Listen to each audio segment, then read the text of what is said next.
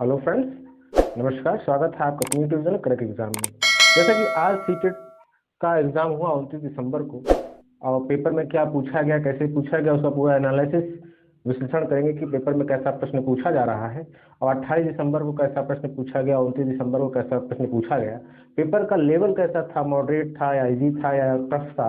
ये सब सारी चीज़ों के बारे में हम लोग चर्चा करेंगे।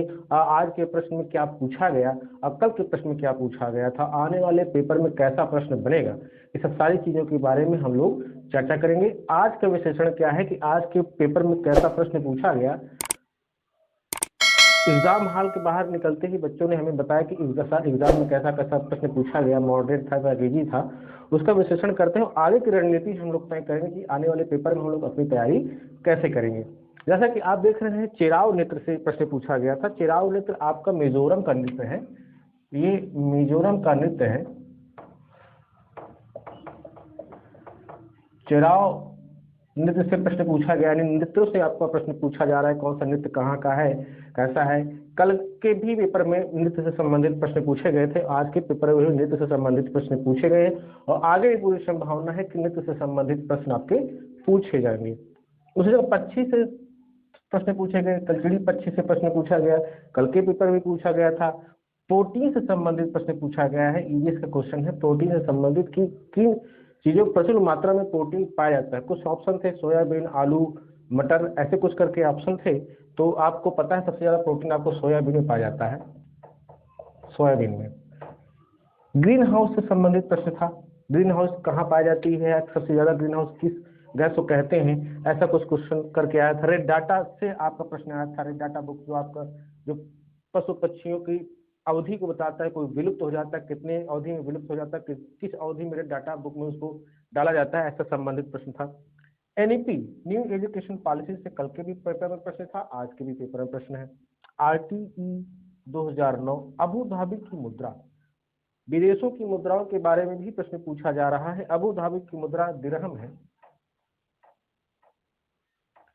अबू धाबी की मुद्रा दिरहम, मुद्राओं से भी संबंधित प्रश्न पूछा जा रहा है और आगे भी प्रश्न पूछा जाएगा। ट्रेन से संबंधित लगभग 2 क्वेश्चन बच्चे बता रहे थे, लगभग 2 प्रश्न ट्रेन से संबंधित प्रश्न थे। खिजड़ी वृक्ष से प्रश्न आया था। खिजड़ी वृक्ष आप जानते हैं राजस्थान का राजकीय वृक्ष है। ये राजस्थान में पाया जाता है, इसकी औषधियां भी बनती हैं। खिजड़ी वृक्ष से आपका प्रश्न पूछा गया था। मानचित्र और दिशाओं से प्रश्न पूछा गया था, किस दिशा में कौन सा राज्य पड़ता है।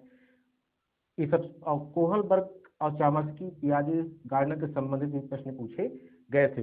वही पड़ोसी राज्यों से भी प्रश्न पूछे गए थे कि कौन सा राज्य किस पड़ोस में स्थित है, उसे भी संबंधित प्रश्न पूछे गए थे। आकलन से भी सीडीपी का क्वेश्चन है, आकलन से भी प्रश्न आपका पूछा गया था। सोलर सिस्टम से आपका प्रश्न पूछा गया। प्रोटोकॉल, ओजोन प्रोटोकॉल, ओजोन परत संरक्षण में कौन सा प्रोटोकॉल होता है, उसके संबंधित प्रश्न पूछा गया था। तो आपका Montreal Montreal protocol, Montreal protocol संबंधित होता है आपका ओजोन परत संरक्षण से, प्रोटोकॉल से संबंधित प्रश्न पूछा गया था। एनसीएफ 2005 से कल भी प्रश्न आपका उठाया गया था, आज भी एनसीएफ 2005 से प्रश्न उठाया गया है। संधि से भी आपका प्रश्न उठाया गया है हिंदी में, संधि से। उसके बाद आपका प्रत्यय से भी प्रश्न आपका आया हुआ है, प्रत्यय से भी संबंधित प्रश्न आया हुआ है आपका। तो कहने का तात्पर्य यह है कि कल के पेपर में और आज के पेपर में लगभग लगभग समानताएं हैं। पुराने पेपर को उठाया जा रहा है। आने वाले पेपर में पहला फेज आपका खत्म हो गया, दूसरा फेज आपका 9 जनवरी से शुरू होगा। पहला फेज आपका खत्म होगा, 9 जनवरी से फिर से आपका पेपर स्टार्ट होगा। तब के बीच में आपको लगभग 10 से 11 दिन का गैप है। और जैसे प्रश्न पूछे जा रहे हैं, पूरी संभावना ये है कि प्रश्न यहीं से लगभग यहीं से प्रश्न उठाए जा रहे हैं। हाथी से संबंधित प्रश्न, पशु पक्षियों से संबंधित प्रश्न, मानचित्र। जो ट्रेंड है सीटेट का ट्रेंड हमेशा यही रहा है और जहां से प्रश्न उठाया जा रहा है लगभग प्रश्न वहीं से आपको उठाया जाएगा। आगे की रणनीति ये है कि जैसे 2 दिन का पेपर आपको पूछा गया है, लगभग इजी टू मॉडरेट कहा जा सकता है, बहुत मॉडरेट भी नहीं कहा जा सकता। पेपर बहुत इजी आया था। मैथ को थोड़ी बहुत लगभग बच्चे बता रहे हैं थोड़ी सी टफ थी और ईवीएस थोड़ा सा घुमावदार था।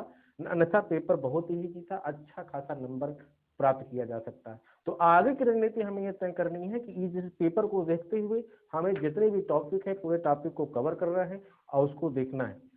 दोनों पेपर का एनालिसिस यही कहता है कि पेपर बहुत ईजी था। आने वाले दिनों में पेपर इससे थोड़ा सा मॉडरेट होगा, क्योंकि जैसे जैसे समय बढ़ेगा वैसे वैसे पेपर का लेवल भी बढ़ता जाएगा।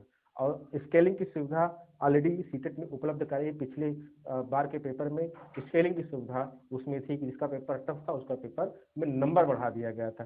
तो ये पेपर का लगभग जो मेरे पास प्रश्न आए वो लगभग मैंने आपको बताया। पियाजे से संबंधित कल भी प्रश्न पूछा गया था, आज भी पूछा गया है। कोहलबर्ग से, चामस्की से कल भी पूछा गया, आज भी पूछा गया। तो आने वाले समय में यहाँ से प्रश्न आपके जरूर उठाए जाएंगे। तो ये सब चीजों को आप देखिए। और हिंदी का पैसेज और संस्कृत इंग्लिश का लगभग बहुत इजी था। बच्चे बता रहे बहुत ही इजी पेपर आपका संस्कृत और हिंदी का हुआ था।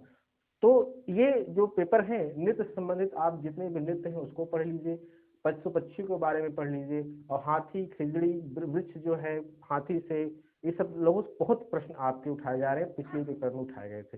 तो ये सब चीजें आपने देखिए, इसका विश्लेषण हम लोगों ने किया और इसका पूरा एनालिसिस हम लोगों ने किया। चैनल पे नए हैं, चैनल को सब्सक्राइब और शेयर जरूर करिएगा। आगे हम लोग इसकी पूरी रणनीति के तहत तैयारी करेंगे और 9 तारीख को जो जैसा पेपर आएगा उसका भी हम लोग एनालिसिस करेंगे। तब तक के लिए जय हिंद, जय भारत।